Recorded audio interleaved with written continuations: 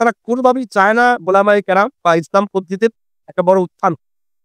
যেন সবসময় তারা ডিভাইড এন্ড রুল এই মূলনীতিটা ওরা আমাদের সাথে খেলেছে।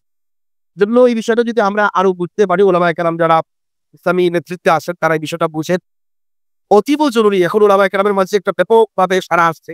সারা দেশের মানুষের মধ্যে মানে বিএনপি, আওয়ামী লীগ সবার প্রতি এক ধরনের বিদ্বেষ বা একটা বিরক্তি ভাব চলে আসছে। ৫৩ বছর ধরে আসলে তো তারা আমাদের এই জাতিকে কিছু দিতে পারেনি। যারা নতুন নতুন দফা দিচ্ছে, ৩১ দফা দিল। তো এই সকল দফা তো প্রত্যেক নির্বাচনের আগে তারা দেয়। তো জাতি কি পেয়েছে? জাতি আসলে কিছু পায় নাই।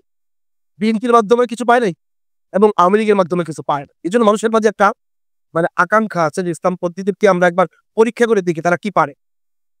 কিন্তু আমাদের দুর্ভাগ্য হচ্ছে যে আমরা ওইভাবে রাজনৈতিক সচেতনতার পরিচয় দিয়ে জনগণের সাথে দেশ এবং দেশের বিষয়ে আমরা সম্পৃক্ত হতে পারিনি। এটা আমাদের ১ নাম্বার ব্যর্থতা। আমরা যেভাবে দ্বীনের বিষয়ে মাদ্রাসা, মসজিদ এই সকল বিষয়ে যেভাবে জনগণের আস্থা তৈরি করতে পেরেছি, আমরা দেশের নেতৃত্ব, রাজনৈতিক বিষয়ক নেতৃত্ব দেওয়ার মতো আমাদের ওই অ্যাবিলিটি আছে, সেই যোগ্যতা আছে। এই আস্থাটা আমরা জনগণের মাঝে তৈরি করতে পারিনি। এটা আমাদের জন্য মানে দুর্ভাগ্যজনক বিষয়। তারা কোনোভাবেই চায় না ওলামায়ে কেরাম বা ইসলাম পদ্ধতির একটা বড় উত্থান। যেন সবসময় তারা ডিভাইড এন্ড রুল এই মূলনীতিটা ওরা আমাদের সাথে খেলেছে। জন্য এই বিষয়টা যদি আমরা আরো বুঝতে পারি, ওলামায়ে কেরাম যারা ইসলামী নেতৃত্বে আছেন তারা এই বিষয়টা বুঝেন। অতীব জরুরি। এখন ওলামায়ে কেরামের মাঝে একটা ব্যাপকভাবে সাড়া আসছে। সারা দেশের মানুষের মধ্যে মানে বিএনপি, আওয়ামী লীগ সবার প্রতি এক ধরনের বিদ্বেষ বা একটা বিরক্তি ভাব চলে আসছে। ৫৩ বছর ধরে আসলে তো তারা আমাদের এই জাতিকে কিছু দিতে পারেনি। যারা নতুন নতুন দফা দিচ্ছে, ৩১ দফা দিল। তো এই সকল দফা তো প্রত্যেক নির্বাচনের আগে তারা দেয়। তো জাতি কি পেয়েছে? জাতি আসলে কিছু পায় নাই।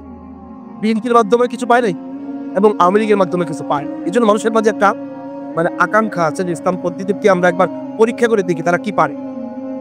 কিন্তু আমাদের দুর্ভাগ্য হচ্ছে যে আমরা ওইভাবে রাজনৈতিক সচেতনতার পরিচয় দিয়ে জনগণের সাথে দেশ এবং দেশের বিষয়ে আমরা সম্পৃক্ত হতে পারিনি। এটা আমাদের ১ নাম্বার ব্যর্থতা। আমরা যেভাবে দ্বীনের বিষয়ে মাদ্রাসা, মসজিদ এই সকল বিষয়ে যেভাবে জনগণের আস্থা তৈরি করতে পেরেছি, আমরা দেশের নেতৃত্ব, রাজনৈতিক বিষয়ক নেতৃত্ব দেওয়ার মতো আমাদের ওই অ্যাবিলিটি আছে, সেই যোগ্যতা আছে। এই আস্থাটা আমরা জনগণের মাঝে তৈরি করতে পারিনি। এটা আমাদের জন্য মানে দুর্ভাগ্যজনক বিষয়।